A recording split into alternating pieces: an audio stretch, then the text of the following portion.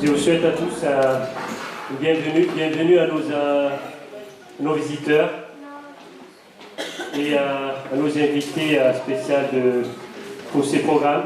Donc, je vous demande de vous mettre debout. Nous allons chanter avec Milka et Adwin.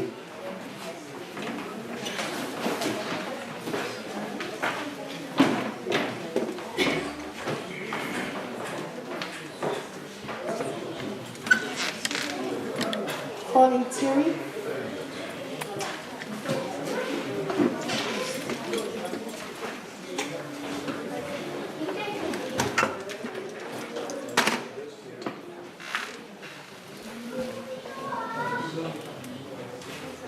Bem-vindo a todos, que falam português. A Igreja Mante, agora falta falar, a Igreja Mante sempre pode sentir a vontade no nosso meio. Et je vais dire qu'est-ce que je dis un peu en portugais parce qu'il moi ça manque un peu. Je dis que l'Église, les enfants de femmes, bienvenue parmi nous. Nous allons chanter Dieu fidèle, tu ne changes pas, éternel, mon rocher, ma clé.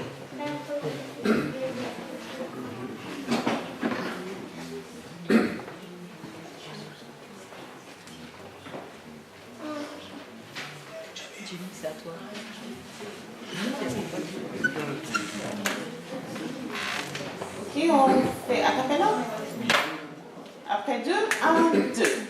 Dieu fidèle, tu ne changes pas. Éternel, mon rocher, ma paix. Dieu puissant, je m'appuie sur toi. Et je crie vers toi.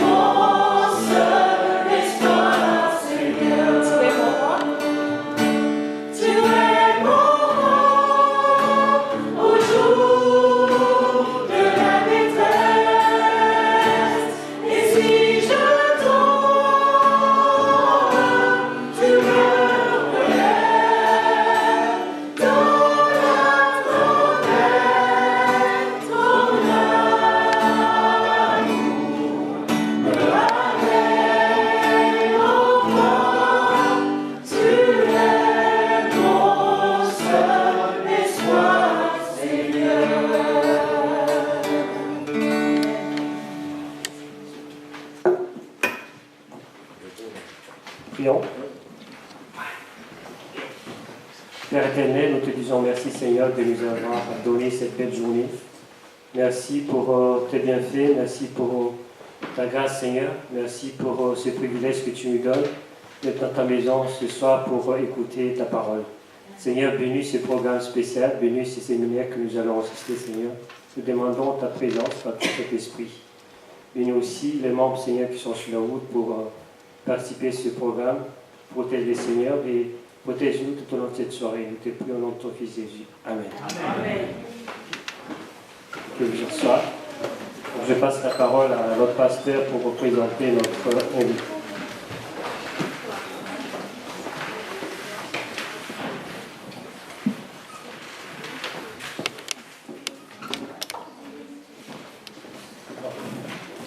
C'est pour moi un plaisir de vous présenter le pasteur Michelson Borges. Il est brésilien, il s'est fait accompagner de sa femme et ce n'est pas un enfant. Il est en vacances dans plusieurs pays de l'Europe. Il vient d'arriver du Portugal où il a présenté une série de 7 conférences au centre de Lisbonne. Et jeudi matin, il part à Londres où il fera aussi une série de 8 conférences au Centre Park à Londres. Et nous sommes très heureux de le recevoir cette nuit à Mantes-la-Jolie pour nous partager un peu de ses expériences. Et je crois que ça nous apportera un bien énorme. Il est journaliste pour profession. Il est éditeur de la plus grande maison de l'édition adventiste du monde, au Brésil, à São Paulo. Il est aussi membre de l'Académie brésilienne de créationnisme. Il est écrivain aussi, il a plusieurs livres, je crois que presque une dizaine de livres déjà publiés à quelques dizaines d'années. Et à ce moment-là, je passe le micro pour qu'il puisse nous présenter cette conférence sur créationnisme et évolutionnisme. Et son traducteur cette nuit sera mon fils Noabé Junior. Voilà. Que Dieu vous bénisse.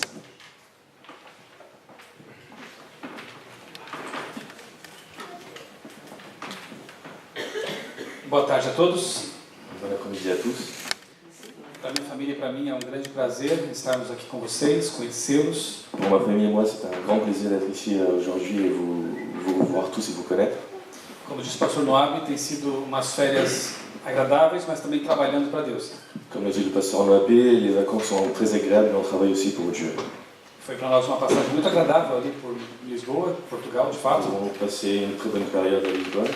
E tem sido aqui também, creio que será também uma bênção quando estivermos lá em Londres e continuaremos essas séries de palestras, de apresentações. Et les bénédictions vont suivre d'ici jusqu'à Londres et espérons jusqu'à la fin. De modo que é uma alegria tê-los aqui com a gente, para nós gastarmos aqui, quem sabe, uma hora, um pouquinho mais, para refletirmos um pouco sobre o tema das origens.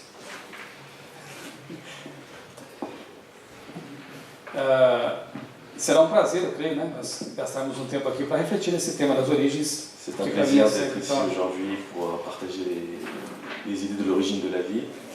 Que me interessa já há um bom tempo, porque Et na c'est un sujet qui condição m'intéresse depuis longtemps. de ex-evolucionista e criacionista agora, esse tema sempre me apaixonou. En tant qu'ex-évolutionniste et nouveau créationniste, ce terme me passionne beaucoup. Muito bem, em linhas gerais, assim, um pouco da minha história é o seguinte. Pour vous parler un petit peu de ma vie en grande ligne, Eu cresci num lar, não era adventista. je n'ai pas grandi dans un foyer adventiste. Os livros que eu li na minha infância, sempre gostei de ler bastante, sempre gostei de ciência. J'ai toujours adoré lire et je m'intéresse aussi beaucoup à la science. Mas os livros que havia em casa, as revistas, os documentários que eu assistia, Les documentaires, les magazines que je lisais eram todos de cunho evolucionista ou darwinista. n'étaient que d'impression évolutionniste ou darwiniste. Meu pai tinha uma enciclopédia científica em casa, eu acho que uns 10 volumes. Mon père avait une encyclopédie scientifique d'à peu près 10 volumes. O título era Ciência Ilustrada. Le titre était Science illustrée. E o volume que mais me encantava era um que falava sobre dinossauros. Eu praticamente fui alfabetizado lendo essa enciclopédia. Et j'étais alphabétisé presque en lisant une encyclopédie sur les dinosaures qu'il avait. Ok. E, assim, a minha formação sempre foi também em escolas públicas no Brasil. J'ai toujours été formé dans les écoles publiques au Brésil. Inclusive, a universidade, a minha primeira formação foi em jornalismo, foi numa universidade federal. Y inclut ma première formation en journalisme à l'Université fédérale de Santa Catarina. Sainte Catarina, Sul do au Brasil. Brésil, au sud. Ok. E no curso, no ensino médio, é que a minha vida teve uma mudança, né, no aspecto espiritual e intelectual. Dès le début de mon cursus, ma vie a changé complètement dans l'aspect spirituel et intellectuel. Eu me matriculei no curso de Química, porque era o que havia na minha cidade mais próximo do que eu pensava que poderia me ajudar a ser um cientista. Donc je me suis inscrit en chimie, c'était le cursus le plus près et c'était la chose la plus proche d'être un scientifique que je pouvais faire. Depois eu acabei me encantando pelo jornalismo porque eu passei a publicar um jornal na escola. Donc j'ai commencé à publier un journal à l'école, c'est comme ça que je me suis commencé à intéresser au journalisme. Mas a minha intenção, quem sabe, era ser um jornalista científico. Et je voulais peut-être déjà être un journaliste scientifique. Bem, mas foi no ensino médio que eu conheci um jovem. C'était au lycée que j'ai connu un jeune. Ele era um espécime raro, eu nunca tinha ouvido falar desse tipo de coisa, desse tipo de pessoa. Un spécimen rare, je n'avais jamais entendu parler de ce genre de personne. Um adventista do sétimo dia criacionista. Un adventiste du 7e jour qui était créationniste. Para mim, me soou bastante estranho esse nome até no começo. Pour moi-même, le nom, ça me semblait un peu bizarre. E em certa ocasião bom, nos tornamos amigos, nos aproximamos e ele começou a me fazer perguntas a respeito da origem da vida, da evolução, da criação da Bíblia. Nous nous sommes rapprochés, il a commencé à me poser des questions sur l'origine de la vie, la création, l'écriture de la Bible. E foi estudando a Bíblia e também livros científicos com esse jovem que eu comecei a mudar realmente o rumo comecei a mudar minha cosmovisão, visão de mundo. Donc ma vision du monde, ma cosmovision a commencé à changer en lisant la Bible avec ce jeune homme, mais aussi des revues scientifiques. Eu costumo dizer que eu senti duas coisas assim ambivalentes, contraditórias, diferentes nessa época. Et je ressentais des choses ambivalentes et contradictoires à cette époque. Eu fiquei feliz por um lado e muito decepcionado por outro. J'étais très content d'un côté, mais j'étais aussi déçu de l'autre. Feliz porque pela primeira vez na minha vida, eu estava lá com os meus 17, 18 anos. J'étais heureux parce que pour la première fois dans ma vie, j'avais 16-17 ans. Eu estava percebendo que era possível compatibilizar a boa ciência com a boa teologia bíblica. Je me suis rendu compte qu'il était possible de rendre compatible la bonne science avec la bonne théologie de la Bible. Mais tarde eu perceberia que outras pessoas, infinitamente mais importantes, né, fizeram a mesma coisa. Et plus tard, je me suis rendu compte que des personnes beaucoup plus importantes et qui s'y connaissaient plus dans le sujet avaient fait la même chose que moi. Isaac Newton, que era um dos maiores cientistas de todos os tempos e um dos fundadores do método científico. Donc c'était un grand scientifique pour l'introduire et c'était aussi le fondateur de la méthode scientifique. Escreveu praticamente tanto ou mais sobre teologia bíblica do que sobre ciência, matemática, filosofia e física. Et ce qu'on raconte pas souvent, c'est qu'il a plus écrit de théologie que de physique, mathématiques. Posso citar aqui também Galileu, Galileo Galilei, Copérnico Copernic e aqui da vossa terra, Blaise Pascal, et Blaise Pascal d'ici. cujo livro Pensamentos ou Pensées, né? Les pensées de Blaise Pascal. É uma obra-prima, né, do pensamento C'est universal. une œuvre d'art de la pensée universelle. Foram pessoas que, embora fossem da ciência, eram cientistas do mais alto calibre, também foram grandes teólogos, grandes defensores da fé cristã. Donc même si c'était des personnes très scientifiques et avec beaucoup de poids scientifique, ils avaient réussi à mettre ça en accord avec la théorie de la théologie. Pardon. Ok. E para mim foi muito bom saber que eu estava em boa companhia. Et donc pour moi, c'était bien de savoir que j'étais en bonne compagnie. Mas eu fiquei também bastante decepcionado ao descobrir que a educação que eu havia tido, né, nas escolas públicas tinha me privado de conhecer esse outro lado da moeda, digamos. Et j'étais aussi déçu parce que j'ai vu, on ne m'avait présenté qu'un côté de la pièce avec la méthode scientifique dans les écoles publiques et que c'était du coup la première fois que je voyais ce mélange des deux idées qui étaient cohérents. Eu, na escola, no ensino fundamental, haviam me ensinado que a vida tinha surgido numa sopa primordial, num mar primordial ancestral de moléculas que foram se juntando até formar a vida. À l'école, on m'avait appris que la vie était née d'une soupe de nutriments au fond de la mer, quelque part, primordiale, et que la vie était apparue là, comme ça. No ensino médio, estudando química, a mesma história, só que um pouco mais complexa, né? Com química orgânica, química inorgânica, reações possíveis. Et au lycée, en chimie, c'était juste un peu plus compliqué, avec des réactions, des choses à apprendre, mais c'était à peu près la même idée qui restait au fond. E se eu não tivesse conhecido o criacionismo no ensino médio, eu chegaria na universidade sem questionar mais esse assunto, porque praticamente é uma lavagem cerebral, uma doutrinação desde a infância. Et si je n'avais pas rencontré cet ami et entendu parler du créationnisme alors que j'étais au lycée, à la faculté, étant donné le formalisme de pensée, je n'aurais jamais pu accepter cette chose-là si j'étais rentré en université. Mas como agora, ou naquele momento, a semelhança de Newton, Galileu e outros, eu estava, creio que, enxergando o mundo com duas lentes muito úteis, que são a teologia e a ciência. Donc cette fois, à l'égard de plusieurs autres personnes avant moi, comme Newton, j'avais deux paires de lunettes selon lesquelles je pouvais regarder le monde de différentes façons. Era possível agora detectar, mesmo na universidade, aquilo que era um argumento realmente científico, embasado em fatos, em dados reais, e aquilo que era mera filosofia humana. Et je pouvais donc séparer ce qui était à l'université des vrais faits scientifiques des théories humaines. E por incrível que pareça, nessa discussão sobre a origem da vida, a origem do universo, a origem do ser humano, há muita filosofia misturada com dados científicos. Et malgré ce qu'on pourrait imaginer, aujourd'hui, dans la méthode scientifique pour expliquer la vie, il existe beaucoup de théories et de philosophie plutôt que des données scientifiques. Se nós pudéssemos separar aquilo que é filosófico, aquilo que é conceitual, subjetivo, daquilo que de fato é científico, poderíamos ter bons diálogos com evolucionistas, com cientistas ateus, naturalistas. O que complica é a filosofia. Et si on pouvait séparer les données philosophiques et subjectives des données scientifiques, on pourrait avoir un débat qui serait très intéressant avec les scientifiques. Por exemplo, Par exemple, o naturalismo, que acaba sendo a filosofia de muitos cientistas, ele não é científico, ele é um aspecto que não se pode provar em laboratório ou por observações, é apenas uma posição filosófica. donc, par exemple, le naturalisme, et il va expliquer après ce que c'est le naturalisme, mais ça ne se repose pas sur des bases scientifiques, c'est une pensée purement philosophique.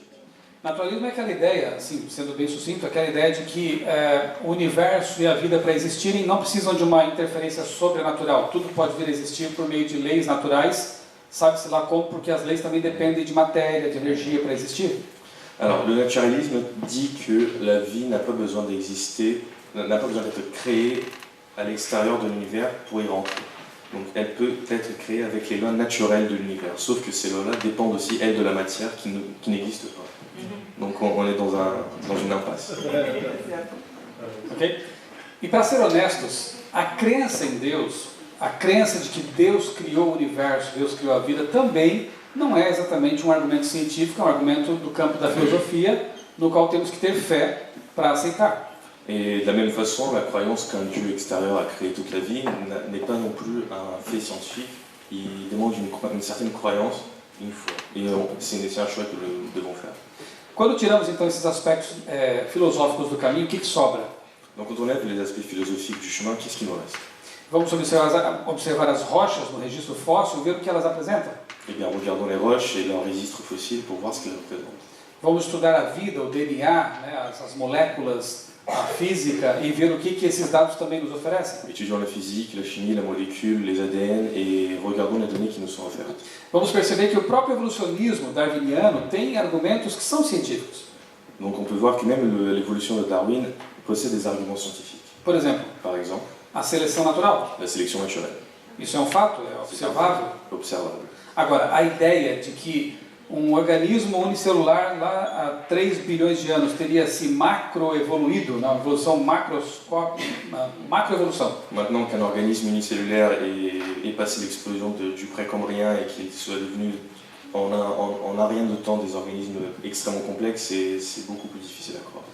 Teria dado origem então a formas de vida mais complexas como árvores, baleias e seres humanos, e isso não é científico. Donc voilà, qu'un seul être vivant puisse donner des vies aussi différentes que les arbres, les baleines ou les reptiles, c'est pas très scientifique. A ciência, ou melhor dizendo, o método científico, ele depende de observação, experimentação, reprodutibilidade do fenômeno. Donc la méthode scientifique repose sur la reproductibilité en laboratoire d'un phénomène, quelles que soient les conditions initiales. Ninguém estava lá há 3 bilhões de anos para observar como foi. Sauf que personne n'y était il y a 3 milliards d'années pour savoir comment ça s'est passé. Assim como ninguém estava há 6 mil anos na criação para ver como Deus fez a vida. Tout comme il y avait personne il y a 6000 ans pour voir si Dieu a vraiment créé la vie. Fé, lá e cá. Ah oui, il y a de la foi des deux côtés, on doit croire aux deux théories. Deixando tudo isso de lado, o que sobra então?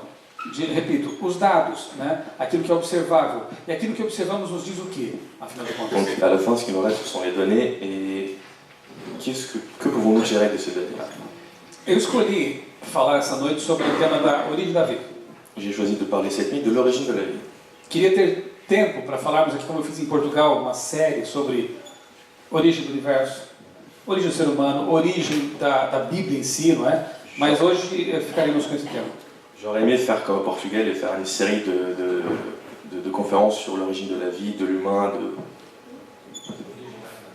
l'origine de la vie par exemple, mais ici aujourd'hui j'ai dû choisir qu'une et la vie c'est ce qui est le plus important. A menos que queiram fazer disso uma vigília e fiquemos aqui até 5 da manhã. Sauf si on fait une veille jusqu'à 6 h du matin et je vous le fais tous d'un coup. Non. Melhor não. Ok. Dos livros que eu tive a alegria de publicar pela Casa Publicadora Brasileira foi esse aqui, A História da Vida. Donc c'est mon premier livre que j'ai eu l'opportunité de publier à la maison de publication au Brésil, c'est l'histoire de la vie. De onde viemos para onde vamos.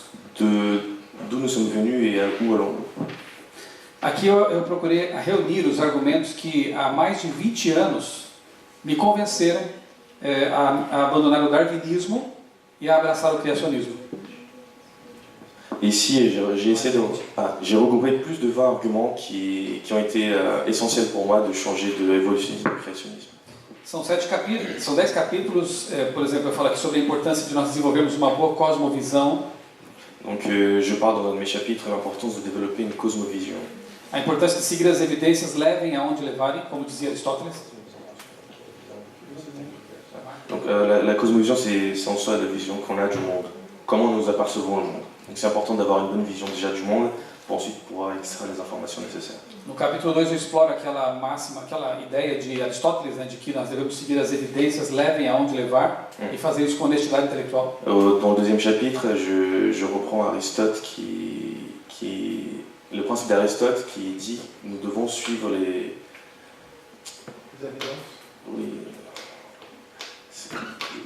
nous devons suivre les évidences, peu importe où elles nous mènent. Okay. Há capítulo sobre o dilúvio de Gênesis, será que é uma lenda ou é fato histórico? Ensuite, un chapitre sur le déluge de Genesis, on ne sait pas si c'est une légende ou un fait historique.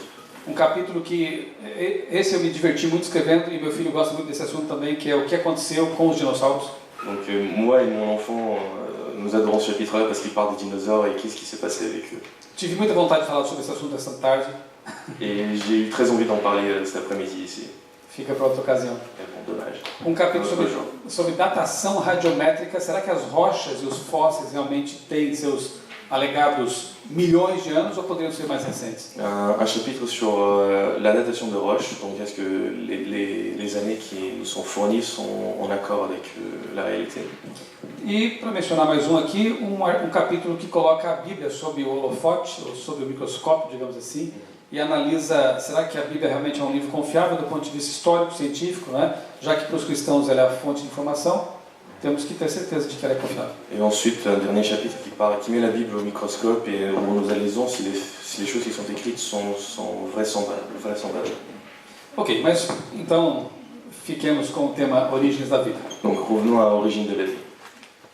Vou pedir ali que quem está no computador clica no meio da tela só para executar esse vídeo. Eu quero que você observe esse vídeo. Regardez cette vidéo. E se isso seria realmente algo possível. Et dites-moi si c'est quelque chose de possible.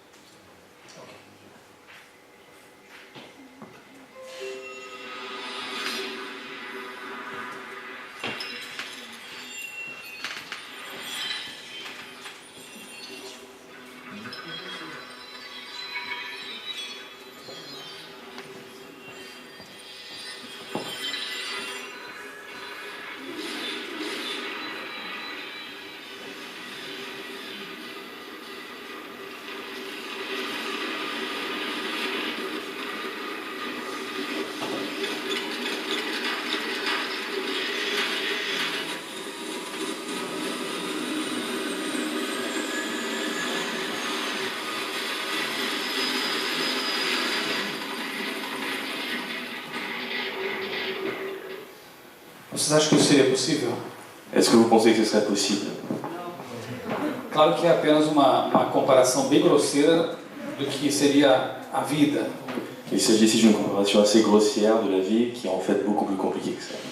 Mas curiosamente há muitas pessoas que creem que a vida teria se originado assim, pelo agrupamento de partículas, de substâncias inorgânicas que se tornariam mais complexas e formariam finalmente o DNA, a vida e toda a sua complexidade. Et de façon assez incroyable, il y a des personnes qui croient que les molécules non organiques se rassembleraient jusqu'à avoir des tailles suffisantes pour créer l'ADN, etc. Et la vie est apparue comme ça. Ok, só para ilustrar apenas esse vídeo. C'était juste pour vous montrer un petit peu l'idée. Eu quero ler um texto bíblico com vocês que foi escrito por um grande filósofo e também teólogo chamado Paulo de Tarso. Donc j'aimerais vous lire un passage de Paul, Um grande filósofo, um grande teólogo. grand philosophe et grand théologicien.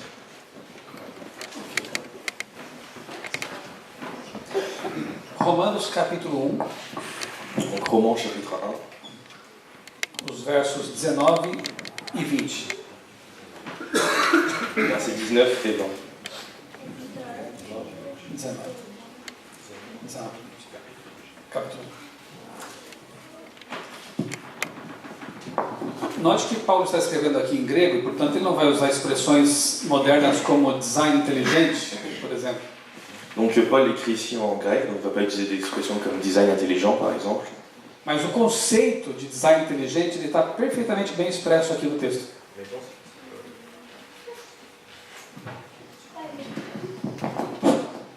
Mais le concept de design intelligent il est très bien exprimé dans ce texte-là. Ele escreveu o seguinte. Il est donc écrit. Eu vou ler apenas o verso 20 então. Porquanto o que de Deus se pode... Basta você ler. En effet, les perfections invisibles de Dieu, sa puissance éternelle et sa divinité se voient comme à l'œil nu, depuis la création du monde, quand on les considère dans les ouvrages. Ils sont donc inexcusables. É como se Paulo estivesse dizendo o seguinte: os atributos invisíveis de Deus, o seu poder, a sua divindade, até o seu amor, eles podem ser percebidos por meio das marcas que Deus deixou na natureza. Donc les attributs de Dieu, son amour, sa puissance, son pouvoir, qui ne peuvent pas être vus, peuvent être aperçus à travers des marques qu'il a laissées dans la nature, des traces, As digitais do Criador. les empreintes du Créateur. E o que faremos agora então é investigar algumas dessas digitais que apontam para um design inteligente. Donc ce que nous allons faire maintenant, c'est vous montrer ces empreintes qui nous pointent vers un design intelligent. E eu vou me valer de um argumento filosófico que é chamado de argumento teleológico. Je me servirai d'un argument qui s'appelle l'argument théologique. Não confundir com um argumento teológico. À ne pas confondre avec un argument théologique. Là, c'est téléologique. Exato. Que vem de telos, a palavra grega quer dizer Du propósito, grec, telos, intencionalidade. intentionnalité, but. E esse argumento se compõe de três premissas. Et il se compose donc de trois bases, Três ideias. trois axiomes. Ok. Primeira, tudo que tem um projeto tem um projetista. Tout ce qui possède un plan possède aussi obligatoirement quelqu'un qui a dessiné ce plan. Vocês concordam com isso? Com essa premissa? Êtes-vous d'accord avec cet axiome? S'il y a un plan, il y a quelqu'un qui l'a dessiné. Donc. Esse prédio aqui teve que ter tido um projeto para estar de pé? Est-ce que ce bâtiment a eu besoin de plans d'architecte pour être debout? Bien évidemment que si. Porque se não teve, eu saio correndo agora. Et si on n'a pas eu, moi je cours d'ici maintenant.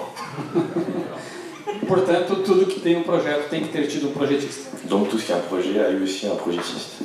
Segunda premissa, segunda ideia. Deuxième axiome, A vida tem um projeto. la vie a un projet. Un plan. Essa premissa já não é tão unanimidade porque há pessoas que discordam disso. Cette idée-là ne fait pas l'unanimité parce qu'il y a des personnes qui ne sont pas très d'accord. Agora, se nós conseguirmos demonstrar razoavelmente que essa segunda premissa é verdadeira, a terceira automaticamente também será.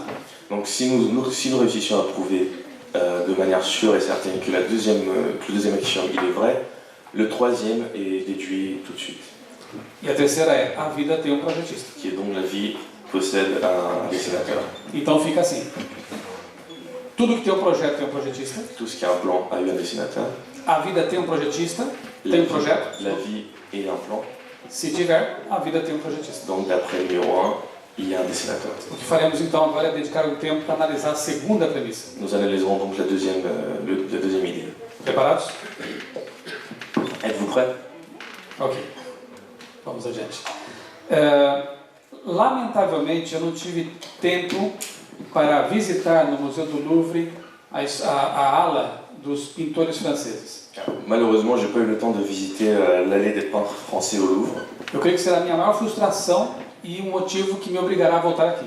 Je pense que c'est une grande frustration et aussi la raison pour laquelle je reviendrai ici.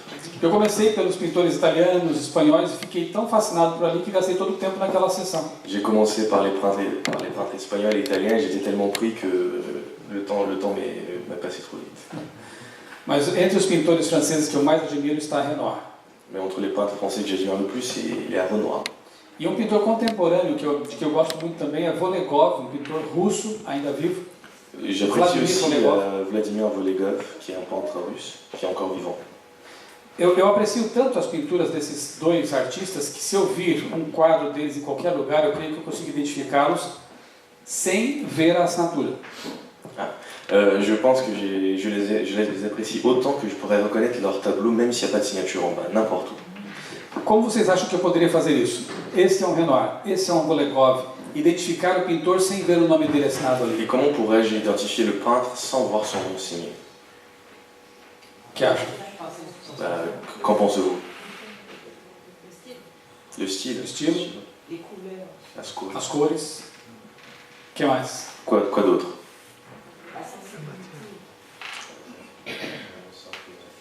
A emoção que ele transfere por meio das L'émotion qu'il obras. transmet. Sim.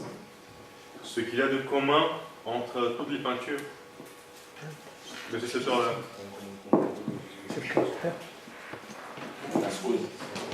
Um padrão. Perfeito. Une suite, des tableaux qui suivent en quelque sorte. Portanto, é possível você perceber assim, o estilo do artista, a mão do artista, sem ter visto a mão em ação. Donc vous pouvez reconnaître le coup de main de l'artiste sans avoir vu cette main bouger. Uma outra boa ilustração que eu poderia usar talvez seja essa da investigação forense, a polícia investigativa. Une autre illustration que je pourrais utiliser, c'est la police scientifique, l'investigation scientifique. Frequentemente, quando a polícia chega, o bandido, o ladrão, enfim, ele já saiu de cena. Assez souvent, malheureusement, le voleur ou le meurtrier il a bien disparu avant que la police arrive.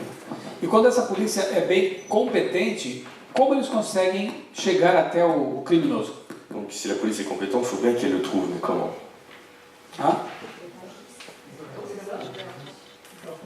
Indícios, pistas... Des indices, des traces qu'il a laissées, des taches, des empreintes, oui.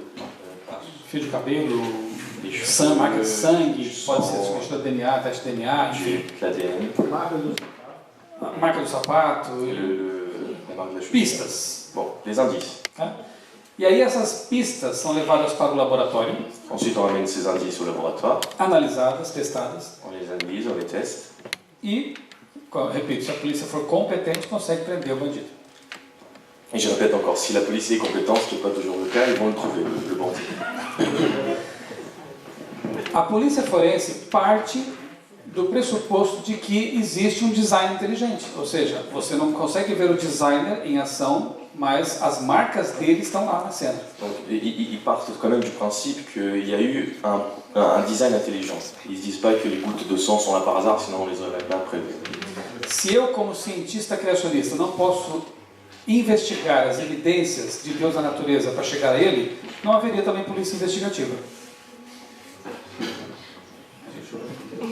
Se eu, como cientista criacionista, não pudesse chegar à ideia de que Deus criou as coisas observando as pistas, as digitais dele, isso também não seria possível. Si moi j'avais pas le droit de prendre les empreintes de Dieu et d'en déduire qui a créé la vie, alors eux non plus ils n'auraient pas le droit de le faire parce que finalement c'est la même méthode, c'est regarder les preuves et remonter à la source.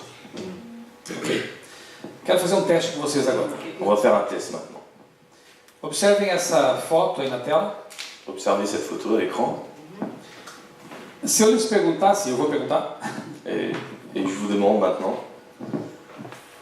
isso aí é resultado de causas naturais ou de projeto, de design intencional inteligente? Cette image vient-elle d'un design intelligent ou c'est juste les aléas de la nature qui l'ont formé comme ça? Opção A ou B? A ou B? A? Ah, vous êtes sûr? Certeza? Persuadé? Não poderia ser resultado de erosão, vento, Et chuva, l'érosion, terremoto? le vent, la tremblement de terre, pourquoi pas? Não? Vocês são céticos? Oh, vous êtes des sceptiques? Vous ne croyez pas? On va les dents. Ok, mas então vamos pensar um pouquinho mais. Alguém viu o artista fazer isso aí?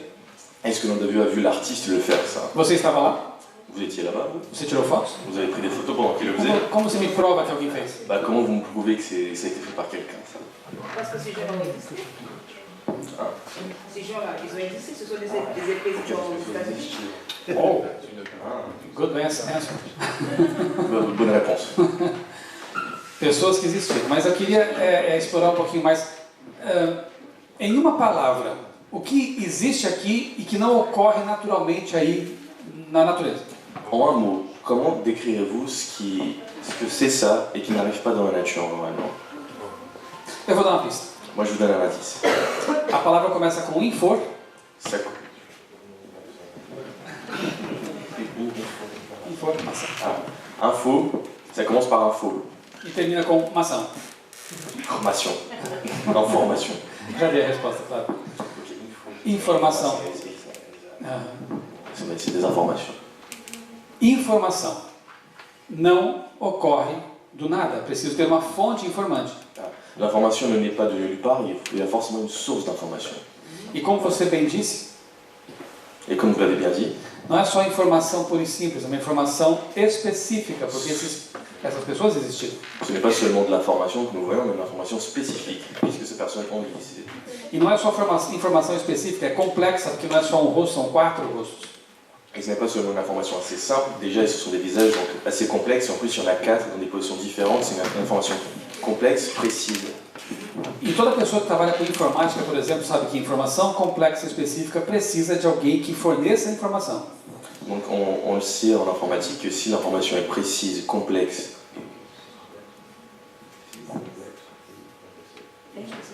et spécifique, il y a forcément besoin de quelqu'un pour la créer. Ça ne naît pas de nulle part, surtout avec ces trois clausules. Por exemplo, nesse momento há um programa funcionando no computador para que essa imagem seja projetada na tela. Là, il y a un programme qui tourne pour projeter l'image sur l'écran. Será que o programa do computador surgiu casualmente ou foi necessário que alguém digitasse linhas e linhas de comando com muita inteligência? Donc il y a eu forcément besoin de quelqu'un qui a tapé des lignes de commande avec beaucoup d'intelligence et de logique pour que ça marche. Que acha? Êtes-vous d'accord avec ça? Pronto, Ah, bah, il y a especialista. E físico aqui. Et un physicien ici. Sabe o que eu estou dizendo. Et c'est de quoi je parle. E não vai me deixar mentir. Et il ne me laissera pas mentir, ça c'est sûr. T'inquiète. Outra simples ilustração. Une autre illustration assez simple. Qual é a praia mais bonita aqui próxima? Quelle est la plage la plus jolie d'ici, la plus proche? Plus proche, mais c'est peut-être pas le plus. Deauville. Non, écoute, il y a plein de beaux jolies plages ici, il y en a partout. Une plage, n'importe. Deauville. Voilà, Deauville. Que seja essa, Deauville. Você está caminhando pela praia de Deauville e de repente se depara com uma frase escrita na areia. Quand vous marchez tranquillement à la plage le matin, vous voyez une phrase qui s'écrit sur le sable. Deus, no princípio criou Deus os céus e a terra. Au début, Dieu a créé les cieux et la terre. Você observa a frase? Vous la lisez. Chega um pescador brincalhão, se aproxima Il y a un pêcheur un peu rigolo qui arrive. e diz assim: isso apareceu aí do nada. Ah bah ça, c'est apparu comme ça, personne ne l'a écrit. Você aceita essa explicação? Est-ce que vous l'écoutez déjà pour commencer? Non. Não? Por que não? Bah pourquoi non? C'est possible. Mas e se ele disser, foram milhões de anos a água batendo aí, o vento soprando, organizando as partículas de areia, até que essa frase aparecesse? Ah non, mais il faut que je l'explique, ça fait des millions d'années que les oules viennent reposer chaque fois un petit grain de sable juste pour former cette phrase. Aceita agora? Vous acceptez? Ainda não? Toujours pas? Vocês são céticos. Bah vous êtes des sceptiques. E é bom ser cético. Et c'est bien. Eu sou criacionista porque eu sou cético. Je suis créationniste parce que je suis... Cético, je doute. ele duvida de tudo, até de si mesmo às vezes, se for preciso. Donc on doute de tout, même de soi, si on a besoin. Será que minha crença é verdadeira? Est-ce que mes croyances sont-elles vraies? Será que o que me ensinaram na infância, no ensino médio, na universidade, é verdade? Ce qu'on m'a appris depuis que je suis tout petit, est-ce que c'est vrai? Portanto, muitas vezes, para crer, é preciso duvidar. Donc souvent pour croire, il faut d'abord douter. E eu gostei de vocês porque vocês são bons céticos. Et je vous aime bien parce que vous êtes des bons douteux. E se o pescador dissesse, mas então foram bilhões de anos de fenômenos naturais que organizaram as partículas de areia? Et si le pêcheur passe de millions d'années à milliards d'années? Ainda não? Toujours pas? Claro que não. Por Bien quê? évidemment. Informação complexa e específica depende de uma fonte informante. Parce qu'une information complexe, spécifique, dépend d'une source d'information. Agora vamos deixar as brincadeiras e tratar de um assunto sério, porque vida é coisa de profissional. Maintenant, les plaisanteries, traitons de sujets sérieux parce que la vie est un sujet sérieux. E eu quero usar de propósito uma das formas de vida mais tida como mais simples. Não é que seja mais simples, é tida como mais simples que há por aí. Et je veux prendre comme exemple une des vies qu'on considère les plus simples, qui n'est pas du tout simple, qui sont les êtres unicellulaires, les amibes.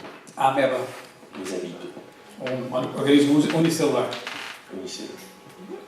Ok?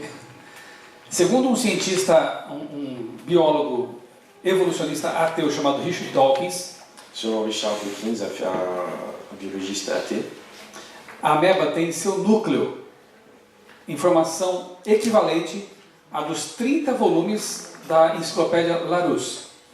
donc les amibes possèdent une quantité d'informations équivalente à 30 volumes de De uma enciclopédia. de n'importe quelle encyclopédie.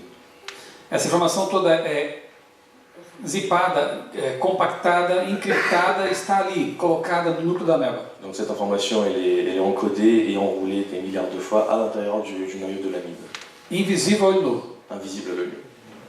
30 volumes. 30 volumes. A ameba, afinal de contas, é simples mesmo? Est-ce que ça vous paraît simple comme organisme, ça?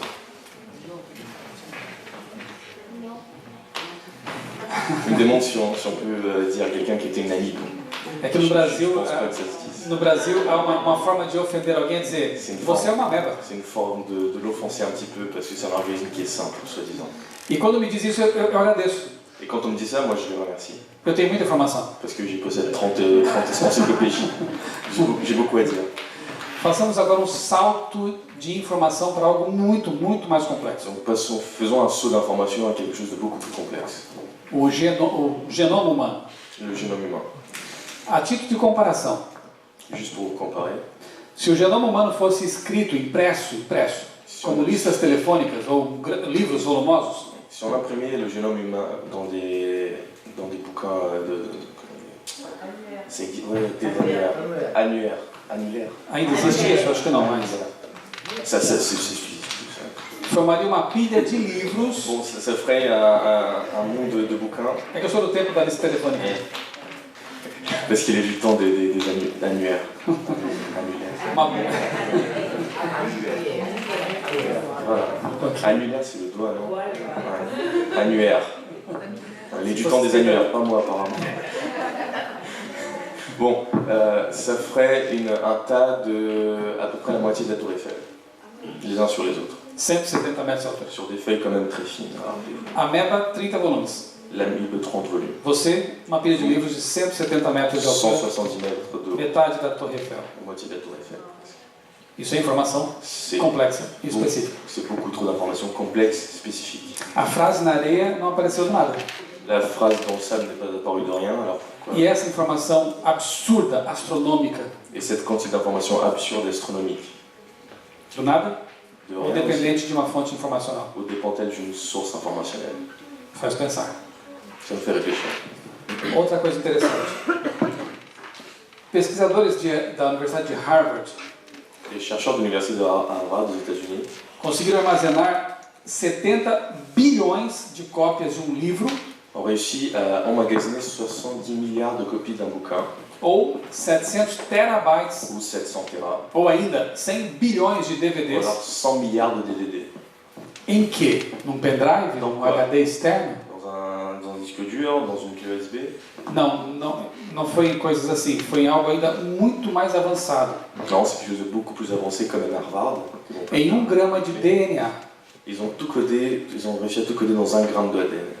Com 4 gramas de DNA, eles conseguiram armazenar todas as informações digitais criadas por toda a humanidade em 1 ano. Avec l'explosion technologique, on crée beaucoup d'informations en ce moment. Et avec seulement 4 grammes d'ADN, ils ont réussi à coder toute l'information créée par l'homme en 1 an. Todos os vídeos, todas as fotos, os áudios, textos, tudo em 4 gramas de DNA. Tout ça en 4 grammes d'ADN. Et juste...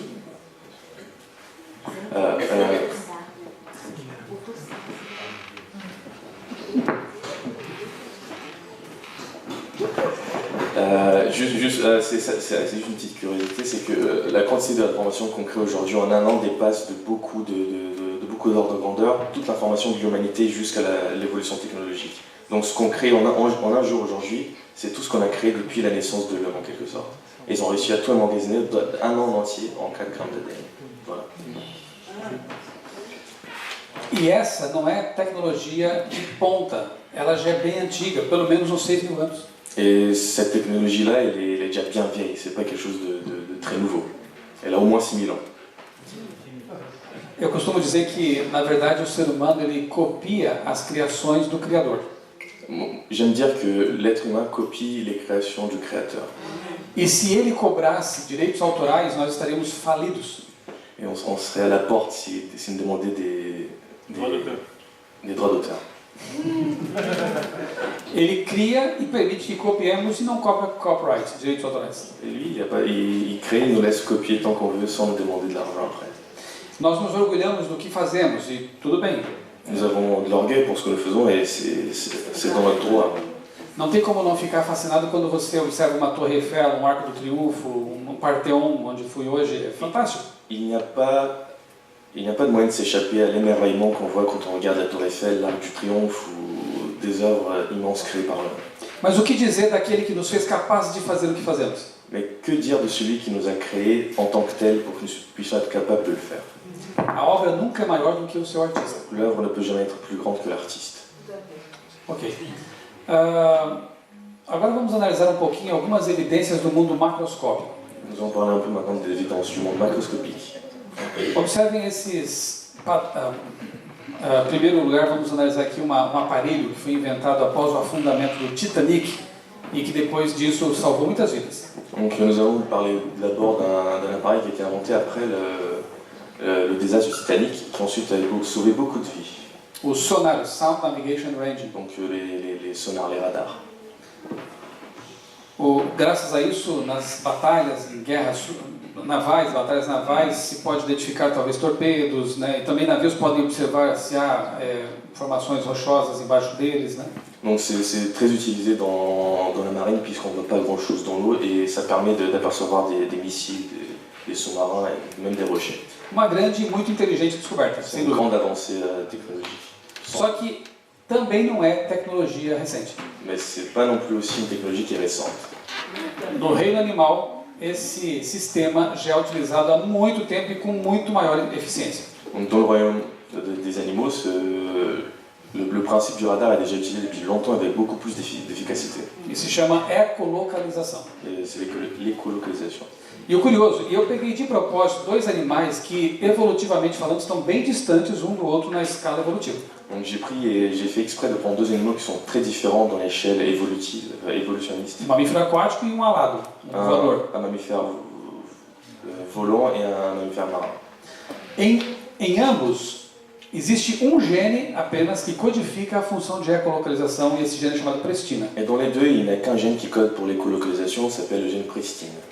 A pergunta é, como explicar o fato de que já é complicado você entender um mecanismo tão complexo surgir num tipo de animal, mas ele existe em 2 ou até mais animais tão distantes na história evolutiva. Donc il est compliqué de se dire qu'un système qui marche aussi bien soit apparu par hasard chez un animal, encore plus dans deux animaux qui n'ont strictement rien à voir en commun. Surtout un gène, c'est un gène unique. Perfeito. Gene apenas. GPS. Vocês acham que é uma invenção inteligente? Pensez-vous qu'il s'agit d'une invention intelligente? Sim ou não? Oui ou non? Sem dúvida, né? Dependemos hoje muito do sistema de posicionamento global para nos orientarmos, para dirigirmos nossos automóveis, para chegar a lugares facilmente. Para desenvolver esse sistema do GPS foram gastos 10 bilhões de dólares. Donc 10 milliards de dollars ont été dépensés pour développer le système du GPS. Para posicionar os satélites, para desenvolver os aparelhos que se conectam aos satélites. Pour envoyer les satellites, remettre la technologie à jour et maintenir tout ça. Merecem aplausos aqueles que inventaram esse sistema. Donc ils méritent des applaudissements ceux qui ont inventé ce système. Mas não é tecnologia de ponta. Mais ce n'est pas de la nouvelle technologie, encore une fois. Nem recente. Ni récente. Sabe quem já tinha isso há mais de 6 mil anos? Savez-vous qui possède ça depuis plus de 6 000 ans? Plus de 6 000 ans. Ela. La fourmi. A formiga tem um mecanismo, um aparelhinho, digamos assim, nas suas antenas, com o qual ela consegue se conectar ao campo magnético da Terra. Donc la fourmi possède dans ses antennes un appareil qui lui permet de se connecter au champ magnétique terrestre. É um verdadeiro GPS, um sistema de localização, um sistema de orientação que funciona bem há muito tempo. Donc c'est exactement le principe GPS qui fonctionne très bien et depuis longtemps. E não polui a Terra. Et ça pollue pas. Eu até tenho uma certa neura que é de ficar com dó quando tenho, sem querer, pisar em uma formiga. Et moi maintenant j'ai un peu peur, pitié ou une petite douleur au cœur quand je marche sur une fourmi sans faire exprès. Porque ela é muito cara. Parce qu'elle coûte très cher. C'est un GPS. Ela é super high-tech. C'est de la technologie de pointe, high-tech. Então cuidado. Donc faites attention aux fourmis s'il vous plaît. Muito bem. Válvulas. Esses aparelhos tão simples, porém tão complexos, revelam ou não revelam design inteligente? Les valves, ces appareils qu'on voit partout et très utilisés. Est-ce que ça relève d'un design intelligent ou du hasard? Sim ou não? Ok? Também não é invenção recente. Ce n'est pas non plus une invention qui est récente. Hoje seria impossível termos automóveis, banheiros e outras coisas mais que tornam a vida mais confortável se não houvesse válvulas. On n'aurait pas de voiture, pas de toilette, pas d'eau fraîche, pas de rien s'il n'y avait pas de valves comme ça. Porém, esse sistema já existe há muito tempo. Et ce système existe depuis très très très longtemps. Você já pensou como a girafa consegue evitar de ter um derrame, um AVC instantâneo quando baixa a cabeça para beber água? Quand la girafe baisse la tête, il y a tout le sang qui descend. Comment se fait-il que sa tête n'explose pas, ou il n'y a pas d'anévrisme, ou qu'elle ne tombe pas dans les pommes tout simplement quand elle se relève, par exemple? Seria de se esperar isso, que todo aquele sangue desceria com muita velocidade para a cabeça e os capilares, as veias, as artérias cerebrais iriam explodir. Avec la pression du sang, tous les capillaires exploseraient et la girafe n'existerait plus. Mas isso não acontece por quê? Válvulas. Mais ça n'existe pas parce qu'elle possède des valves. A girafa dispõe de um sistema de microválvulas ao longo do pescoço, das artérias, né, do pescoço, que vão regulando a quantidade de sangue necessária para irrigar o cérebro sem que ele exploda. Donc tout le long des artères de son cou, elle possède des valves qui régulent la pression sanguine pour pas que sa tête explose justement quand elle se baisse. E se ela sobrevivesse ao AVC, ao erguer a cabeça, ela morreria por baixa oxigenação cerebral, mas isso não acontece também por causa das válvulas. Et si elle survivait à l'accident cérébral quand elle se baisse, elle mourrait de justement très peu d'oxygène dans la tête, qui est aussi empêchée grâce aux valves. Technologie très ancienne. E bem eficiente. Et bien efficace. E o animal não sobreviveria se não tivesse todo esse sistema já pronto desde o começo. Et il n'aurait pas survécu s'il n'avait pas ce système prêt dès le début. Parce que bon, un AVC, on en a qu'un normalement. Aliás, esse é mais um dos sistemas que o bioquímico americano Michael Behe chamava de sistema de complexidade irredutível. Donc on rentre ici dans un domaine de complexité irréductible. Ou seja, é o tipo de sistema que tem uma complexidade tal que não pode ser reduzida sob risco de não funcionar e tinha que existir assim desde o começo funcionando bem para que o organismo pudesse viver. Donc il s'agit de quelque chose dont on a besoin d'avoir une certaine complexité pour qu'elle marche, comme l'œil par exemple, ou la girafe. Ça n'a pas pu venir par des étapes plus simples avant. Il faut que ce soit complexe dès le début pour que ça marche. Fazendo aqui pequeno desvio na palestra, eu quero citar 2 sistemas desses que me deixam assim encantado. Donc dévions un petit peu pour vous raconter 2 de ces systèmes qui m'enchantent beaucoup. E que, segundo evolucionistas, são também uma pedra no sapato. Et qui sont aussi des cailloux dans les chaussures des darwinistes, parce qu'ils n'arrivent pas à l'expliquer. Primeiro, qual a origem evolutiva, como explicar a origem evolutiva dos sexos? Comment expliquer l'origine évolutive des sexes? As primeiras bactérias, organismos unicelulares, eram assexuados. Donc les premières bactéries étaient forcément asexuées, avec une cellule. Se multiplicavam por divisão simples. Elles se multiplient par des divisions simples, qui sont déjà complexes, mais plus simples. Aspas, que já era bem complexo. Mas bem, em algum momento teve que haver uma mutação que desse origem ao sistema reprodutivo masculino. Donc à un moment, il a fallu une mutation qui donne naissance au système reproductif masculin. Com toda a sua complexidade fisiológica, hormonal, etc, etc, etc. Avec toutes les complexités physiologiques et hormonales qui suivent. Por outro lado, teve que haver uma mutação diferente que desse origem a um sistema reprodutor feminino, com toda a sua complexidade fisiológica, hormonal, etc, etc, etc. Et d'un autre côté complètement séparé, il aurait fallu une mutation qui donne naissance au genre féminin, avec toutes les complications qui suivent. E para aumentar o milagre, essa mutação tinha que ter ocorrido no mesmo local, em ambos, na mesma época, porque de que é... Okay. Non. Pour compliquer encore plus les choses, il faudrait que ces 2 mutations arrivent au même moment, à la même région, et que ces 2 personnes se plaisent pour transmettre la mutation, ce qui est en soi quasi impossible. Porque de que adiantaria surgir, por mutação casual, filtrada por seleção natural, um macho na França pré-histórica? Antes disso, até. Pourquoi est-ce qu'il y aurait un mâle en France préhistorique E uma mulher e um organismo feminino lá na China pré-histórica? Et ça sert à rien qu'il y ait une femme en Chine préhistorique.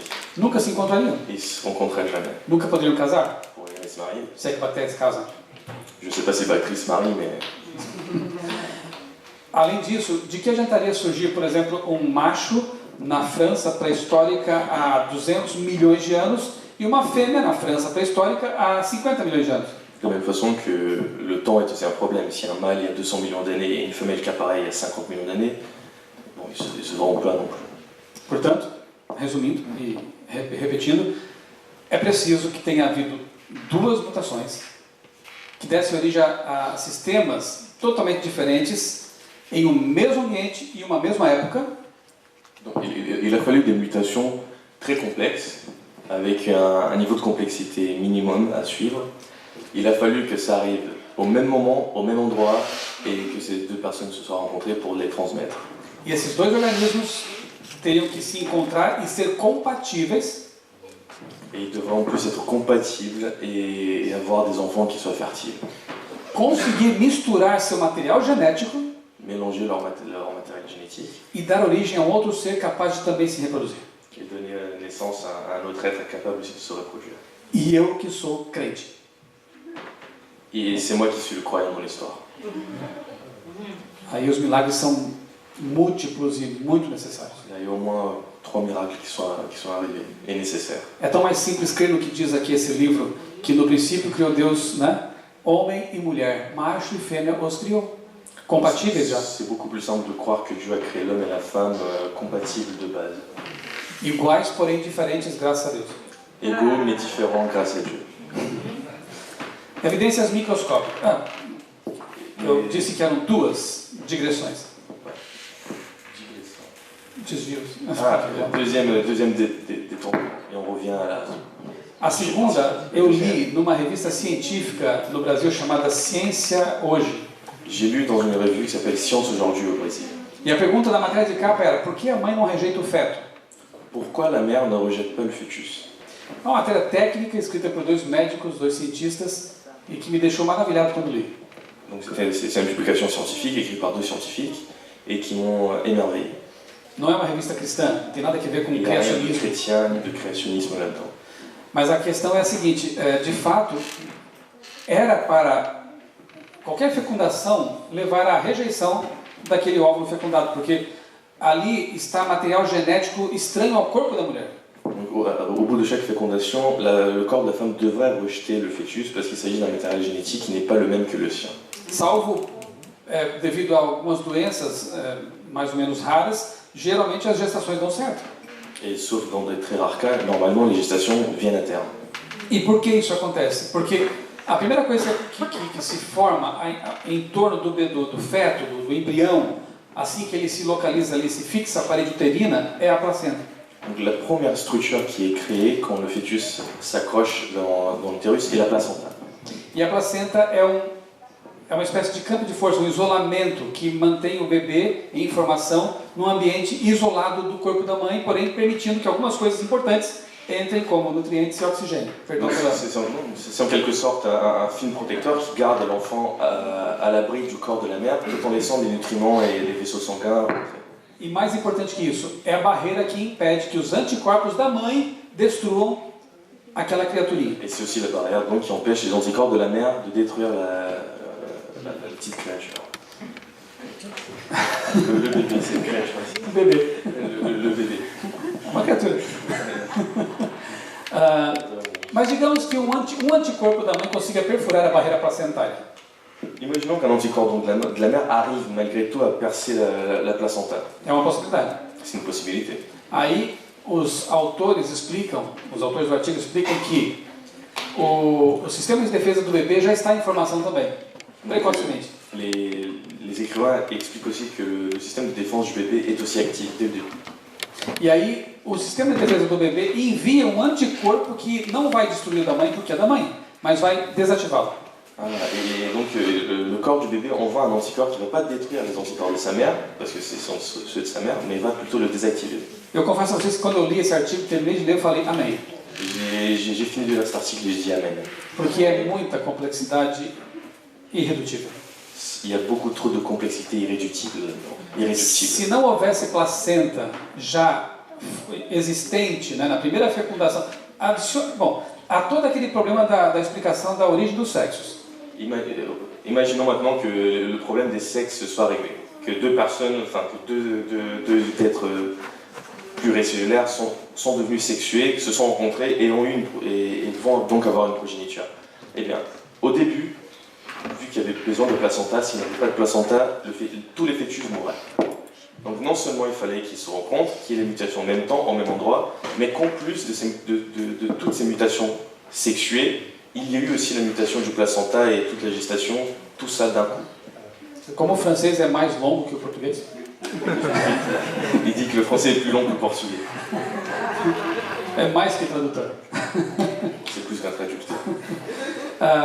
É isso. Então, além daquela dificuldade toda, você tem que ter a explicação para a existência de um órgão complexo como a placenta, que tinha que estar disponível desde a primeira vez em que houve uma fecundação sexuada. Que só pode ser fecundação sexuada. Ok, isso já foi explicado.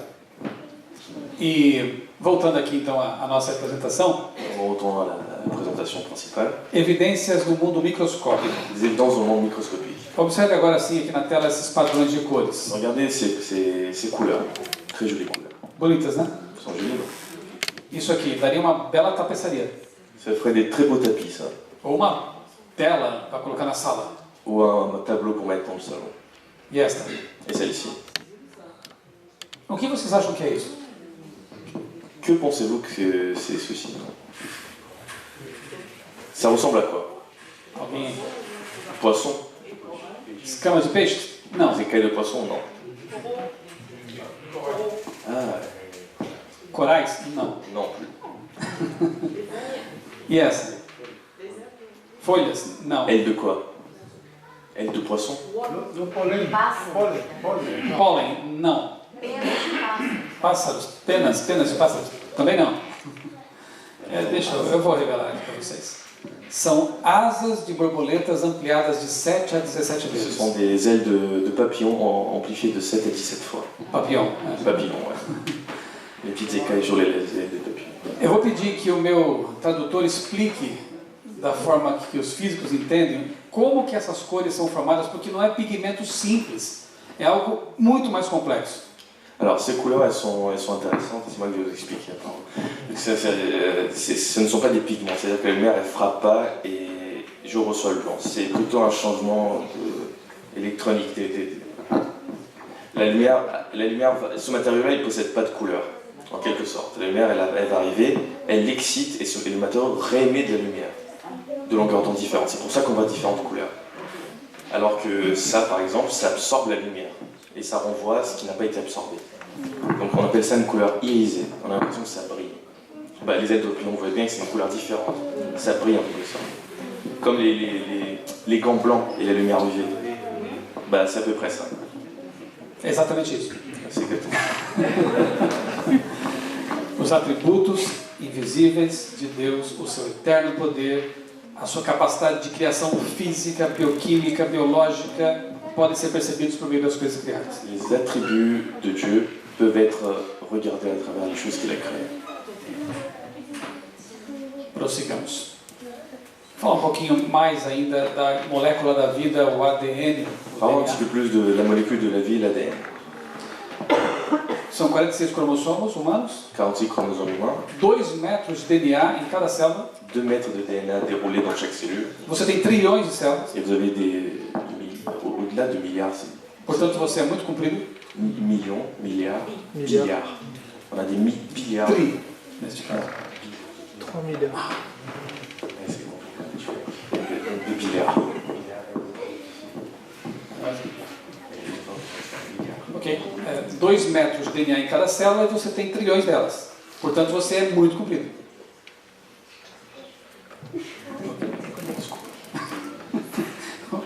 A brincadeira que eu fiz é que, porque você tem tantos metros de DNA em cada célula e são trilhões delas, você é um indivíduo muito longo, muito comprido. Donc on est finalement des très grands individus parce qu'on a 2 mètres dans chaque cellule d'ADN, donc finalement sur nos étals on va très loin. Aliás, segundo os neurocientistas, Selon les neuroscientifiques, e o que eu vou dizer agora não faça em casa porque é perigoso, ne faites pas ça chez vous, c'est dangereux. se desenrolássemos toda a nossa massa cerebral, Si on déroulait toute notre masse cérébrale, aquelas Faites pas ça. voltas, né, que tem no cérebro, tous les petits plis du cerveau, daria para dar mais de uma volta em torno da Terra. ça pourrait faire plus d'un tour autour de la Terre. E não sou eu que estou dizendo, eu li isso num livro de Et neurociência. moi j'ai lu dans un bouquin de neurosciences, c'est pas moi Você é muito comprido. vous êtes très très grand. Nós somos coisas muito grandes num espaço bem pequeno. Nous sommes donc des choses très grandes dans un espace qui est confiné. Ok. 3 bases que formam ali a adenina, timina, citosina e guanina. Adénine, cytosine et guanine, les 3 bases. São 3 bilhões de subunidades. E aproximadamente, são dezenas de milhares de genes que codificam as funções de que dependemos para existir. Et ça code des dizaines de milliards de gènes qui codent toutes les fonctions dont nous avons besoin pour exister. Ao que Darwin não tinha sequer a mínima noção de que existisse, Donc c'est quelque chose que Darwin a ignoré complètement. porque para ele a célula era apenas um pedacinho de geleia sem muita importância.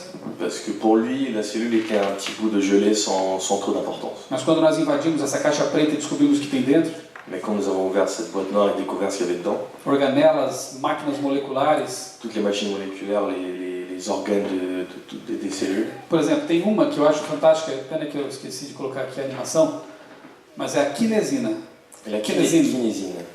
ok? A kinesina é um robô molecular C'est un petit robot moléculaire. On va vous montrer la vidéo à la fin. talvez, Et c'est une molécule qui marche. que caminha sobre os microtúbulos da célula, Elle marche sur les microtubules des cellules, alocando organelas como o complexo de Golgi, por exemplo, daqui para lá, de lá para cá. qui ramène des bouts d'organelles tout le long de la cellule. C'est le réseau ferroviaire en quelque sorte. Se nós temos trilhões de células e cada célula tem milhares de kinesinas, quantos robozinhos moleculares temos dentro de nós? Si nous avons des milliards de cellules et chaque cellule possède énormément de moteurs de kinésine, combien de petites machines avons-nous en nous?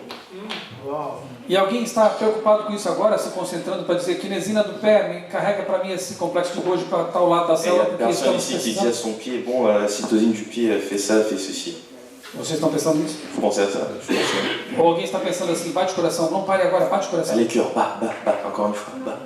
Funciona diafragma, não posso parar de respirar. Diaphragme, s'il te plaît, j'ai besoin de respirer. É tudo automatizado. Tout est automatique. Eu li um livro de um físico, J'ai lu Vladimir, un livre de Vladimir. não é Vladimir. É um russo chamado Mlodinov, amigão do Stephen Hawking. Bon, un ami de Stephen Hawking. Mlodinov, é o nome, sobrenome. E em Je tente pas, moi. Flogonov, bon. Ele afirma num de seus livros que 70% do processamento cerebral é automático. Donc, il déduit dans ses bouquins que 70% du fonctionnement cérébral est automatique. E com os 30% restantes você pode fazer o que você bem entender, inclusive prestar atenção em mim nesse momento. Et avec les 30% qui vous restent, vous pouvez vous concentrer à faire ce que vous voulez, comme nous écouter par exemple. É um processamento absurdo o que acontece a cada instante no nosso corpo. Donc c'est un ensemble de processus absurdes qui se passent à tout instant dans notre corps. Além do controle das kinesinas, além do controle de uma série de outras funções, você está nesse momento processando, por exemplo, a temperatura do ar. Vous processez par exemple, là maintenant, en plus de toutes les cytosines et chitosines, la température de l'air par exemple. Automaticamente. Automatiquement. Você está digerindo, você está quebrando o alimento que ingeriu há pouco, não sei quando foi, mas Vous êtes en train de digérer l'aliment que vous avez mangé ce midi. em nutrientes, em moléculas menores, tudo automatizado. Tout ça automatiquement. Você está medindo com o seu bumbum, falando para vocês, a textura da cadeira com as células táteis das suas pernas e ali. Donc avec vos jambes et vos fesses, vous appréciez la texture des chaises, qui ne sont pas très douces ici. Mais vous le savez, donc vous êtes en train de le faire automatiquement. Tudo automaticamente. Tout ça de façon autonome. Se tivéssemos que conscientemente processar todas as informações, nós travaríamos na hora. On buggerait si on devrait traiter toutes ces informations à l'instant. On ne bougerait plus. Não há sistema operacional Windows, iOS, o que seja, que consiga processar tamanha quantidade de informação simultaneamente. Il n'existe rien qui puisse processer autant d'informations simultanément aussi rapidement. Graças a Deus, Ele nos dotou de um sistema completamente automatizado. Et merci Dieu qui nous a dotés d'un système complètement autonome, enfin presque. E se você encontrasse uma máquina como essa por aí, você acreditaria que ela foi fruto do acaso? Et si vous rencontrez une machine comme ça dans la rue, est-ce que vous penseriez-vous qu'il s'agit de hasard? Os mais avançados robôs já criados pelo ser humano não chegam aos pés de um ser humano que criou o robô. Les robots les plus avancés en matière technologique n'arrivent même pas aux chevilles de l'homme qui l'a créé. E aqui na tela nós temos então a configuração de um DNA enovelado dentro de um núcleo celular. Donc ici vous voyez l'ADN enroulé à l'intérieur d'un noyau de cellules. Hoje você sabe que essa forma é um glóbulo fractal. Donc c'est un globule fractal. Quando a célula se divide, esse novelo tem que se desenrolar, duplicar e depois se renovelar sem dar nós, porque senão a informação se torna indisponível. Alors c'est important de garder la même géométrie avant et après réplication. Donc il faut qu'elle se déplie, qu'elle se duplique et qu'elle se replie de la même façon, sinon l'information est perdue. La géométrie importe beaucoup. Il y a des interactions entre gènes qui sont à côté et qui sont nécessaires. E a densidade de informação alcançada por esse formato, né, de armazenamento de informação é trilhões de vezes mais alta do que é encontrada em uma memória de computador. Trilhões. Donc la densité d'information qui est atteinte est de l'ordre du trilliard de fois. La densité est des trilliards de fois plus forte que dans une mémoire d'ordinateur. Parabéns para quem fez o computador. Et bravo à qui a fait l'ordinateur, à la personne qui a fait l'ordinateur. Uma notícia interessante que ganhou a imprensa alguns anos atrás e que eu chamo de enigma da engrenagem. Donc l'énigme de l'engrenage a gagné l'attention de la presse il y a quelque temps. Os pesquisadores foi encontrado, né, num veio de carvão, no meio de uma quantidade de carvão ali, datada em 300 milhões de anos, foi encontrada uma peça metálica numa liga que não ocorre naturalmente, uma liga metálica, e que parece realmente ter sido moldada inteligentemente. Dans une mine de charbon datée de 300 millions d'années, on a trouvé une pièce d'engrenage, d'un alliage qui ne se fait pas normalement et qui avait bien l'air d'être façonné par quelqu'un. E aí os pesquisadores darwinistas encontraram um grande problema para resolver. Donc les chercheurs darwiniens, ils font face maintenant à un grand problème à résoudre. Porque o que faria uma peça claramente moldada por alguém inteligente lá no meio de um veio de carvão datado em 300 milhões de anos? Parce qu'en soi, il est impossible qu'une pièce faite par quelqu'un d'intelligent se retrouve dans une veine de charbon datée de 300 millions d'années. Uma possível explicação é que dinossauros faziam peças metálicas, Une des explications, c'est que les dinosaures faisaient des pièces métalliques. porque é do tempo deles. Parce que c'est chez eux, ça. Impossível. Impossible. Então, há uma possibilidade de que os métodos de datação de rochas, de carvão, enfim, possam estar errados. Donc il existe quand même la possibilité que les méthodes de datation soient erronées. Mas para um evolucionista isso não é muito bom, porque eles precisam do Deus tempo, digamos assim, de um tempo muito alargado para que esses processos evolutivos pudessem eventualmente acontecer. Et c'est un grand souci pour les évolutionnistes parce qu'ils ont besoin de ce temps extrêmement grand pour expliquer leur théorie de essai et réussite et essai défaite. É uma situação beco sem saída. Donc ils se retrouvent dans une rue sans sortir. A proposta de um cientista que agradou aos demais foi a seguinte: Il y a un scientifique qui a proposé une autre idée qui a beaucoup plu. há 300 milhões de anos, uma nave alienígena passava pela Terra e perdeu uma peça. Bon, il y a 300 millions d'années, il y a un vaisseau spatial qui est passé par là et qui a perdu une pièce. Essa peça caiu numa turfeira, material orgânico, né, que forma o carvão, e depois de tempo aquele carvão se solidificou, formou o veio de carvão, e a peça ficou presa lá dentro. Et la pièce est restée enfermée quand le buisson est devenu du charbon. Tá bem para você? Ça vous va?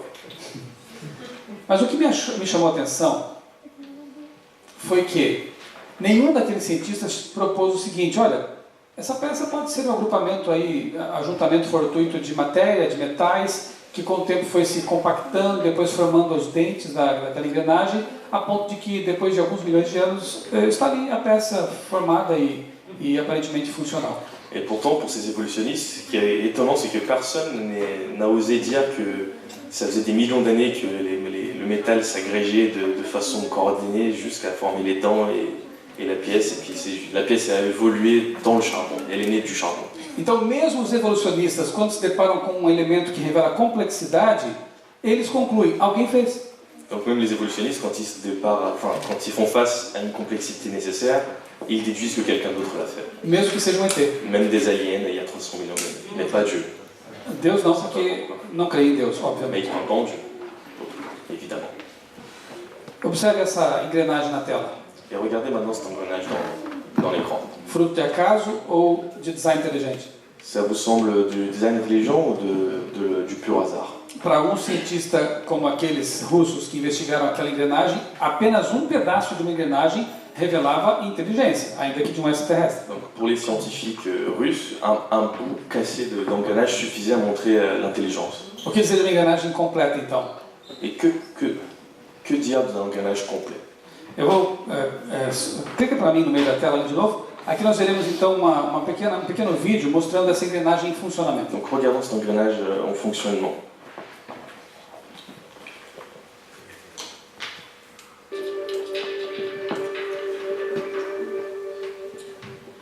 This jumping insect is a juvenile Issus coleoptratus, also known as a plant hopper. It makes a living hopping from plant to plant and extracting sugar from the plant's veins.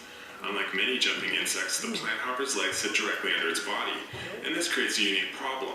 Unless both legs fire with exactly the same force and within microseconds of each other, Issus goes spinning through the air like a poorly thrown frisbee.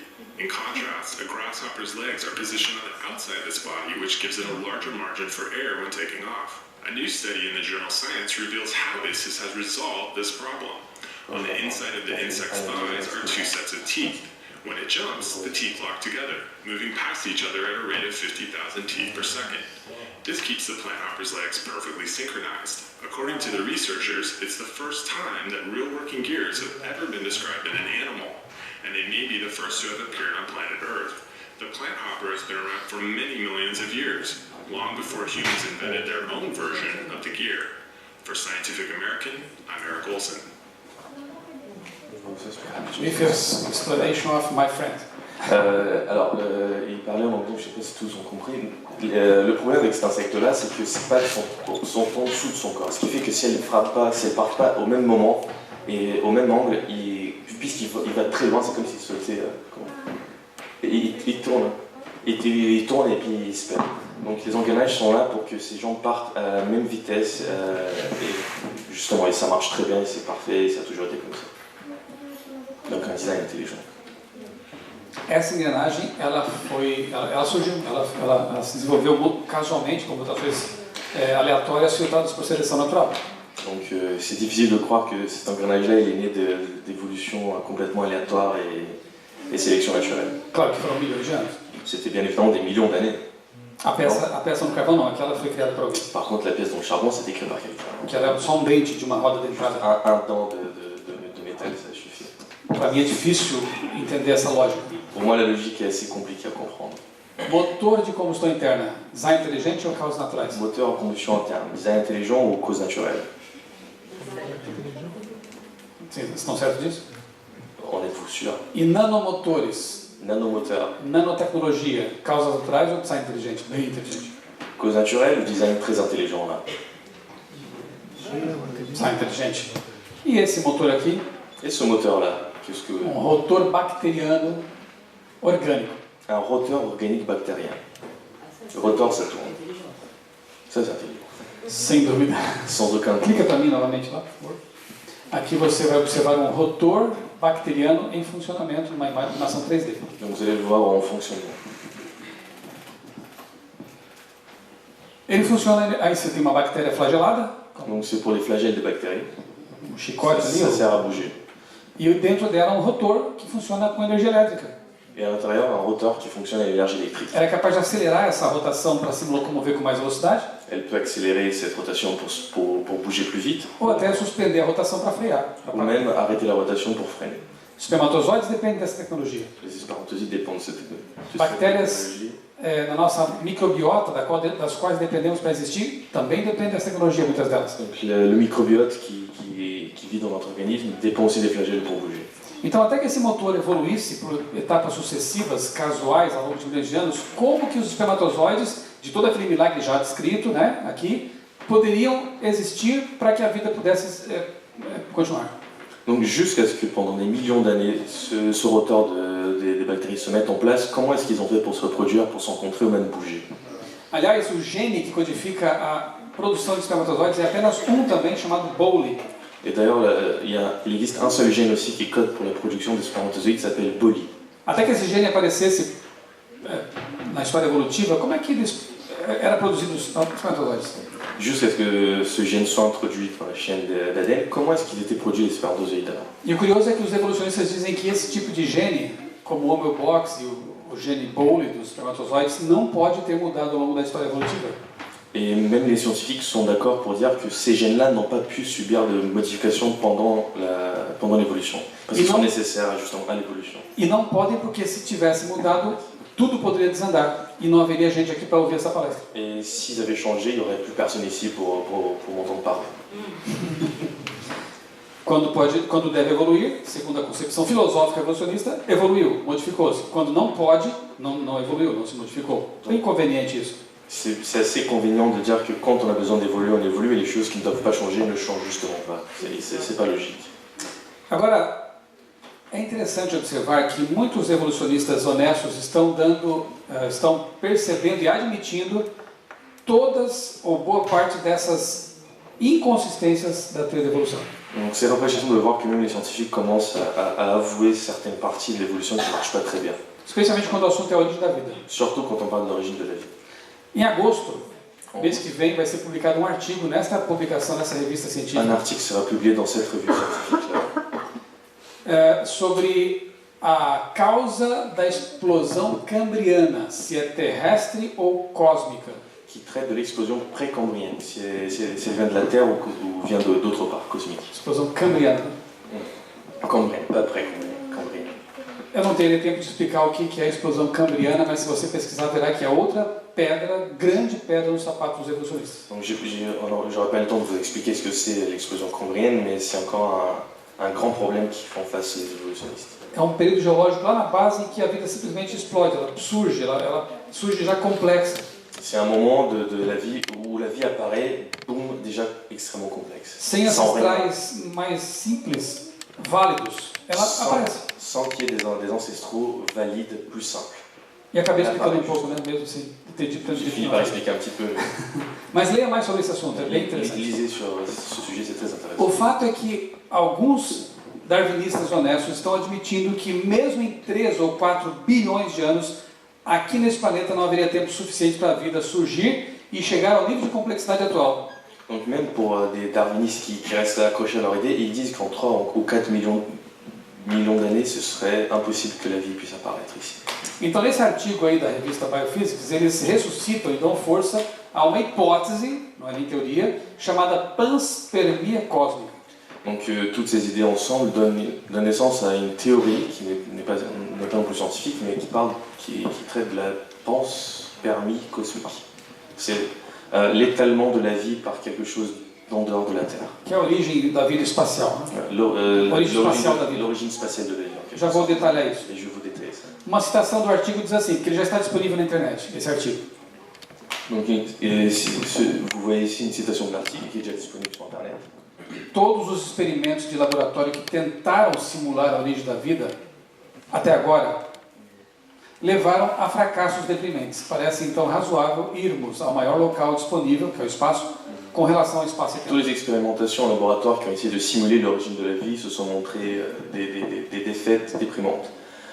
Il nous semble alors raisonnable d'aller chercher la réponse dans un endroit plus grand, en espace et en temps, qui est l'espace, donc, enfin l'espace extérieur. Para mim, isso aí é aquela história de jogar a batata quente para fora. Pour moi, ça, c'est passer le problème à quelqu'un d'autre, ne pas vouloir répondre à la question. Eu tenho um problema difícil e insolúvel aqui, eu jogo para fora e digo, lá eu não tenho como analisá-lo, não tenho como dar resposta para isso. Donc j'ai un problème insoluble ici, je le jette en dehors et je dis, bah, c'est là-bas, maintenant j'ai pas à me préoccuper de ça. Porque a pergunta é, ok, se não surgiu aqui, como ela surgiu lá? Bom, eu não tenho como explicar isso, porque foi lá e não tenho como observar, não tenho como analisar, experimentar, foi lá fora. Et c'est pratique parce que bah, on peut pas analyser et voir ce qu'il y a à l'extérieur, donc on ne peut pas donner de réponse. Então, só para a gente analisar rapidamente aqui o tamanho do milagre. Donc juste pour réaliser un peu l'ampleur des miracles. Essa primeira forma de vida, quem sabe uma bactéria, algo assim. Cette première forme de vie, la bactérie. Sobreviveu embarcada num asteroide, num meteorito, num cometa, quem sabe. A survécu à un voyage d'astéroïde. Ao frio do vácuo espacial. Au froid absolu du vide spatial. A ausência de ar. L'absence d'air. Embora pudesse ser uma bactéria anaeróbica, mas tudo bem. Ça aurait pu être une bactérie qui ne respire pas, mais quand même. Sobreviveu à radiação estelar, que é letal. La radiation stellaire qui est létale. E quando uma rocha dessas chega até a atmosfera da Terra, o que acontece com ela? Et qu'est-ce qui se passe quand une roche à cette vitesse s'approche de l'atmosphère? Ela se aquece até mais de 1000 e tantos graus. 1000 degrés. As naves espaciais precisam de cerâmica, como chama? Um isolamento cerâmico para suportar essas temperaturas altíssimas na entrada.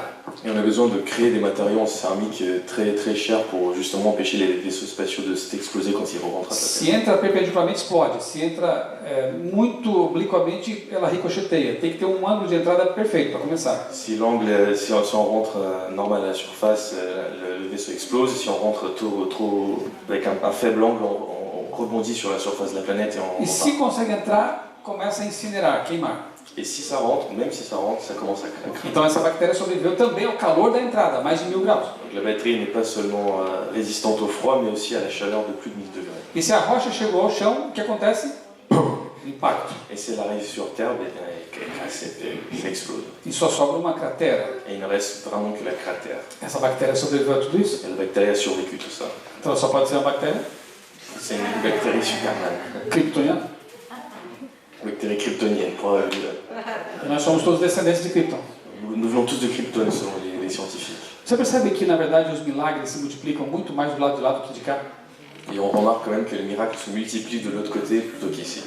As tentativas de explicação são muito mais absurdas para você justificar a vida pelo acaso do que pelo que Paulo diz. Donc les conditions Há uma mente inteligente por trás. Les conditions scientifiques pour que la vie existe semblent être beaucoup plus absurdes que celles que Paul a dit. Il existe un esprit qui est derrière. Então, começando a finalizar. Donc pour conclure, comment commencer à conclure? Moi, Começando. Quando se deparam com essas evidências e essas dificuldades, pesquisadores, filósofos, etc., eles têm que fazer algumas escolhas. les philosophes et les scientifiques doivent faire certains choix quand ils se départent à des réponses qu'ils ne peuvent pas forcément donner. E eu vou usar aqui 4 exemplos. 2 que escolheram o darwinismo, o ateísmo também, e 2 que escolheram crer que há um projeto, há um design. Donc je vais vous montrer 4 exemples, 2 qui ont choisi de croire aux designers intelligents et 2 qui ont choisi d'être athées.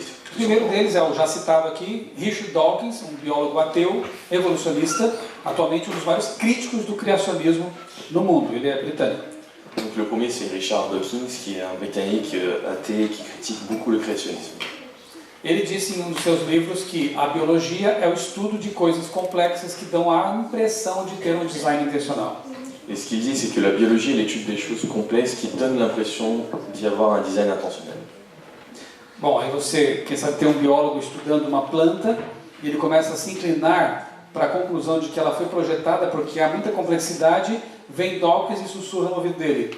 Cuidado, a biologia é o estudo de coisas que dão a impressão, coisas complexas que dão a impressão de ter um design intencional, mas não tem design. Donc finalement, un étudiant en biologie, par exemple, commencerait à étudier une plante et se dire qu'il y aurait peut-être un design intelligent derrière, lui jette tout par terre et dit non, c'est juste une illusion, une impression que tu as.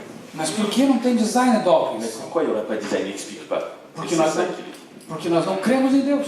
Parce qu'il ne croit pas en Dieu. Então a decisão pertence ao campo da crença, da subjetividade, da filosofia, não da ciência. Donc finalement, les décisions qui ont été prises dépendent de la philosophie et pas de la science. E um outro cientista nesse campo aí é o Francis Crick, esse muito mais importante, obviamente, que Dawkins, co-descobridor do DNA. Donc un deuxième qui a aussi choisi la voie de Dawkins, c'est Francis Crick, qui a le co-découvre, non? Quelqu'un qui découvre quelque chose, découvreur, co-découvreur du DNA, de l'ADN, Ele disse: de la molécule d'ADN. Os biólogos devem ter sempre em mente que aquilo que vem não foi planejado, mas evoluiu. Les biologiciens doivent avoir en tête que ce qu'ils voient n'a pas été planifié mais évolué. Isso me parece lavagem cerebral. Et pour moi, ça semble un peu un lavage de cerveau. Porque se eu, ao estudar a natureza, me sinto inclinado frequentemente a crer que alguém projetou, mas eu tenho que ter sempre em mente que não foi projetado, mas evoluiu, isso parece uma ideia que é bloquear outra que é muito óbvia. Donc si moi, tout seul, au milieu de la nature, je commence à peut-être me dire que ça a été planifié et que je dois me rappeler à chaque fois des phrases de ces messieurs-là pour me remettre sur la bonne voie, ça me semble plutôt une idée qui est erronée.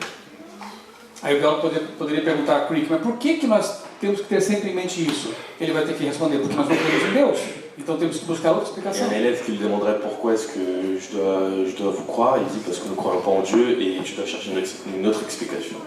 Eu vou usar agora 2 exemplos de pessoas cientistas que fizeram um caminho inverso. Donc je vais vous montrer 2 scientifiques qui ont fait le chemin inverse. Um deles, Francis Collins. Le premier c'est Francis Collins. Ele foi diretor do projeto Genoma Humano, aquele projeto que levou 10 anos para mapear o genoma humano. C'était le directeur du projet Génome Humain qui a réussi à décoder tout le génome humain en 10 ans. Collins era ateu. Il était athée au début du projet. Mas ao estudar a complexidade enorme, específica, complexa do genoma, ele termina admitindo: eu não consigo mais não crer que alguém tenha feito isso. Mais à la fin du projet, 10 ans après 10 ans passés à étudier les complexités et le design tout simplement de l'ADN, il s'est rendu compte qu'il y avait forcément quelqu'un qui l'avait projeté. Hoje Collins é um cristão. Aujourd'hui, c'est un chrétien. E um de seus livros mais conhecidos é A Linguagem de Deus. Et un de ses livres les plus connus s'appelle Le langage de Dieu. No qual ele defende que Deus escreveu ali um código perceptível, uma digital clara dele mesmo no DNA. Dans ce bouquin, il écrit que Dieu a mis vraiment son empreinte sur le DNA et puis ça a été créé par quelqu'un. E o outro é Anthony Flew, que é tido como principal filósofo ateu do século XX. Le deuxième, c'est Anthony Flew, un des philosophes les plus connus athées du XXe siècle. Ele escreveu no fim da vida já, bom, eu creio que foi uma tremenda demonstração de honestidade intelectual e coragem intelectual. Pour moi, c'est une preuve de courage intellectuel et d'honnêteté de sa part de faire ça. Il a écrit ce livre en fin de vie. O livro que no Brasil foi traduzido como o título: Um ateu garante, Deus existe. Le livre qui a été traduit en portugais, un athée vous le dit, Dieu existe. E ele chegou a Deus não pela Bíblia, porque não cria nela, tinha preconceito, mas por meio da filosofia, e o outro por meio da ciência genética. Donc ces deux personnes ne sont pas arrivées à Dieu à travers la Bible, mais l'un par la science génétique et l'autre par la philosophie. Deus tem muitas formas de se revelar às pessoas. Donc Dieu a plusieurs façons de se révéler aux gens. A Bíblia é um atalho que poupa muito trabalho. A Bíblia é um atalho que nos poupa de muito trabalho. Donc la Bible finalement c'est juste un raccourci qui nous sauve juste beaucoup de travail. Mas quem opta pelo caminho da ciência também chega lá se tiver realmente a mente bem aberta. Mais ceux qui choisissent la science ou la philosophie peuvent aussi y arriver s'ils le veulent. E esse é o último livro que eu vou citar nessa tarde e noite, que é Deus em Questão. Foi escrito por um psicanalista, um psiquiatra cristão chamado Armand Nicole. Donc le dernier bouquin que je vais vous montrer, c'est Dieu en question, écrit par Nicole. Armand Nicole. Armand Nicole. E nesse livro ele contrasta a experiência e os pensamentos de dois ateus, chamados Sigmund Freud e C.S. Lewis. Et il contraste les idées de deux athées, donc Freud et Lewis. E mostra que ambos tiveram problemas com os pais. Et ce qu'il démontre, c'est que les deux ont eu des très gros soucis avec leur père. Ambos tinham vergonha de alguma forma dos pais ou tiveram um relacionamento difícil com os pais. Ils avaient soit honte, soit un relationnement très difficile avec leur père. E nós sabemos, especialmente por estudos psicológicos e também por uma autora que apreciamos muito, chamada Ellen White, do século XIX, que muito do que nós pensamos sobre Deus depende da relação com o pai mesmo ali na infância. Donc nous savons, d'après Ellen White et beaucoup d'études psychiatriques, que la relation que nous avons avec Dieu dépend beaucoup de celle que nous avons avec notre père, en particulier. Ocorre que C.S. Lewis, que tinha até raiva do pai, ele se converteu na juventude, quando já era professor em Oxford, acho que é isso, ou Cambridge, não, Oxford, e se torna um anglicano, e com isso ele perdoa o pai, que frequentemente acontece quando alguém se converte a Deus e ele se torna uma pessoa que deve perdoar as pessoas. Donc Lewis, il a réussi à pardonner son père et est devenu chrétien à l'église anglicaine. Ouais, de l'église anglicaine et quand il était à Oxford. À Oxford, à l'université d'Oxford. Quando se saiba, Freud não passou por essa experiência. Alors que Freud, pas du tout. Freud sempre afirmou ser um ateu, no entanto, em suas cartas vivia falando em Deus. Il affirmait être un athée, mais pourtant il écrivait très souvent de Dieu. É aquela coisa, né? Eu não creio em Deus, mas eu odeio Deus. Je crois pas en Dieu, mais je le déteste. Bem, a gente percebe claramente aqui então que a formação, a bagagem, né, de uma pessoa, ela acaba interferindo sim na relação dela com Deus. Donc nous voyons finalement que l'expérience de la personne interfère avec la relation avec Dieu. E um triste exemplo disso é o Richard Dawkins mesmo. Et un triste exemple, c'est Richard Dawkins. Ele admite numa entrevista que ele sofreu pedofilia, né, foi vítima de pedofilia, um assédio sexual, por parte de um líder da igreja anglicana de uma escola em que ele estudou. Donc Richard Dawkins, le premier scientifique qui disait que les choses donnent l'impression d'être intelligentes, il a avoué dans une interview d'être molesté quand il était enfant à l'école anglicane où il étudiait. E obviamente que isso deixou marcas em sua história, em sua vida.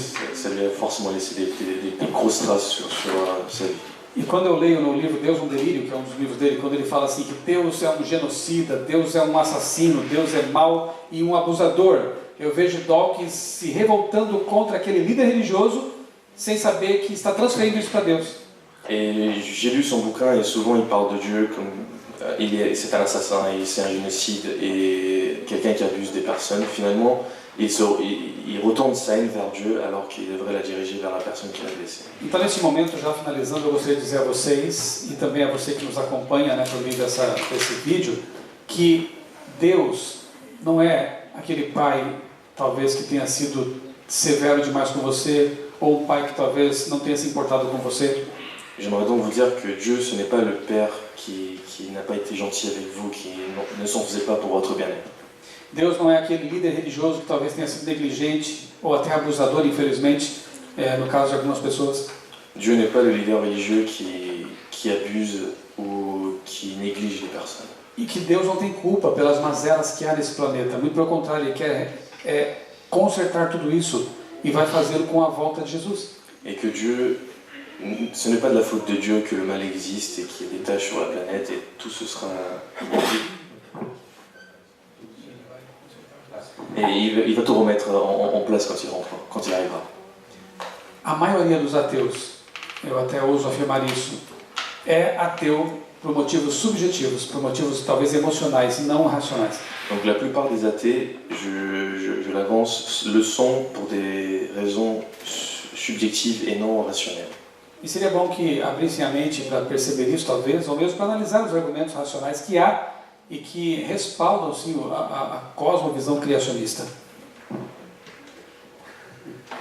E eu creio assim, que deveriam ter a mente aberta o suficiente para analisar essa questão toda, né, de emoção, razão, e colocar na balança, pesar os argumentos, né, para saber se realmente favorecem essa visão da ateia ou Ce que j'aimerais, c'est que vous soyez capable de peser les pour et les contre, les bons arguments et les mauvais arguments, ce qui est subjectif et ce qui est vérité. Para você, quem é Deus? Et pour vous, qui est Dieu? Isaías 49:15 diz que ainda que uma mãe se esquecesse de seu filho, que ela gerou. Isaïe 49:15 dit que même si une mère oublie son enfant, Deus não se esqueceria de seus filhos. Dieu n'oublie jamais son enfant. Deus os ama e por isso deixou marcas, evidências e evidências claras de que Ele não apenas existe, mas também nos ama. Donc Dieu il nous aime et il a laissé des évidences claires et simples à voir. E eu creio sinceramente que logo haverá uma mudança nesse planeta.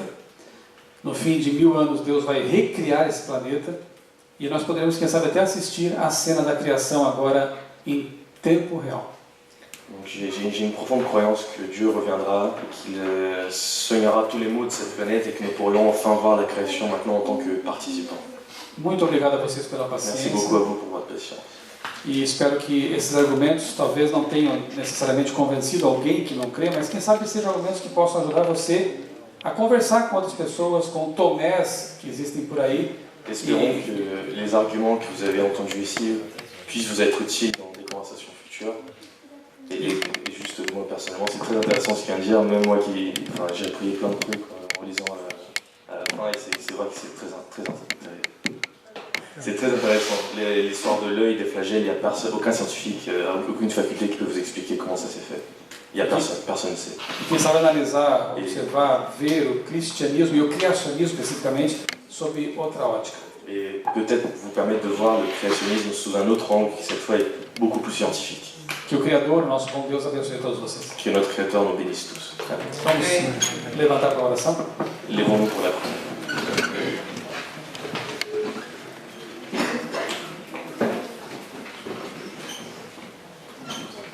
Bondoso Deus, nosso Pai, nosso Criador, Cher Dieu, Père et Créateur, nós te agradecemos por tantas evidências que deixaste espalhadas pela natureza. nous te remercions pour toutes les évidences que tu as laissées répandues dans la nature.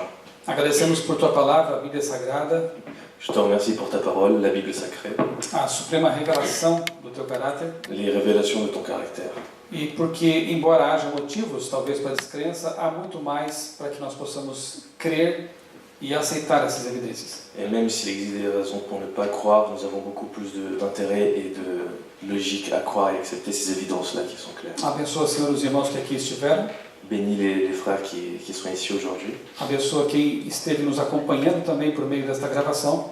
Sois aussi avec ceux qui nous accompagnent à travers cet enregistrement. Eu te peço, ó Pai, que te reveles a essas pessoas. Et je te demande, Père, de te révéler à ces personnes. E que elas tenham abertura mental suficiente, honestidade intelectual para analisar as evidências e seguir os fatos, levem aonde levarem. Et qu'elles aient une analyse mentale et suivent les évidences que tu as laissées dans la nature de la bonne façon jusqu'à là où tu veux nous ramener. É o que te pedimos, Senhor, em nome de Jesus. Amém. C'est ce que je te demande au nom de Jésus. Amen. Amen.